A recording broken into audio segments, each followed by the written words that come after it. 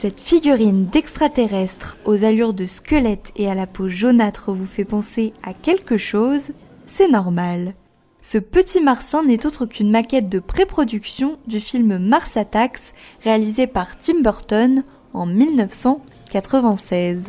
Cette miniature fait partie de la nouvelle exposition temporaire du Centre des Arts d'Enghien-les-Bains, commune désignée Ville UNESCO des Arts Numériques en 2013. Cette exposition s'appelle Interstellaire et s'organise autour d'un grand thème spatial, une sorte de voyage interstellaire qui va faire référence à un genre cinématographique qui est le space opéra et qui va retranscrire un petit peu toutes les grandes épopées de science-fiction et de façon sous-jacente aussi, c'est l'occasion de parler de l'évolution des effets visuels, ou des effets spéciaux plutôt.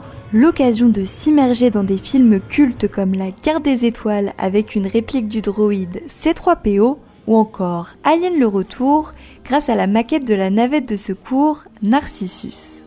Un cinéma de science-fiction lié à l'espace, Interstellaire est une exposition sur le surnaturel. Mais derrière les apparences, celle-ci se veut proche de l'actualité. Peut-être qu'on a été inspiré par l'ère du temps, c'est-à-dire que Thomas Pesquet était dans la Station spatiale internationale au moment où on a développé cette exposition. Il y a une nouvelle conquête spatiale, même si les astronautes n'aiment pas le terme de conquête spatiale, mais en ce moment, il y a beaucoup de milliardaires qui sont en train de développer le tourisme spatial. Tom Cruise veut faire un film dans l'espace. Donc voilà, on est dans une période un peu charnière à ce niveau, et on s'est dit que c'était le moment idéal pour proposer ce type d'exposition. Créé en collaboration avec le musée du cinéma de Lyon, Interstellaire montre les différentes techniques employées, telles que la création de prothèses faciales pour le long métrage 2001 L'Odyssée de l'espace.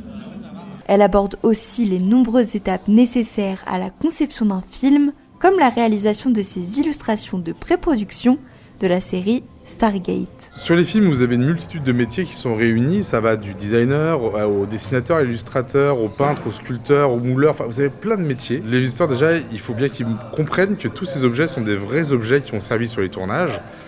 Et donc, ils vont pouvoir déjà voir les objets qu'ils connaissent par cœur. Ils vont pouvoir les voir en vrai. Donc, ils vont pouvoir voir la différence parce que faut pas oublier que ces objets sont créés pour être éclairés dans un film et non pas pour être vus comme ça. Une plongée dans les coulisses des films et séries de science-fiction appréciée par ses visiteurs. J'ai beaucoup apprécié les costumes originaux et tout ce qui était les dessins originaux.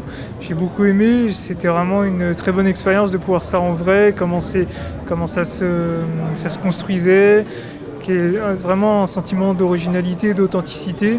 On n'a pas l'occasion de voir derrière quand on est au cinéma en fait. J'ai bien aimé l'exposition. Ce que j'ai préféré, il y a plein de choses. Il y a notamment ce mannequin qui m'a replongé dans les années 80 où j'étais beaucoup plus petit, j'avais une dizaine d'années. Et ça m'a rappelé justement le téléfilm, on appelait ça à l'époque un téléfilm V.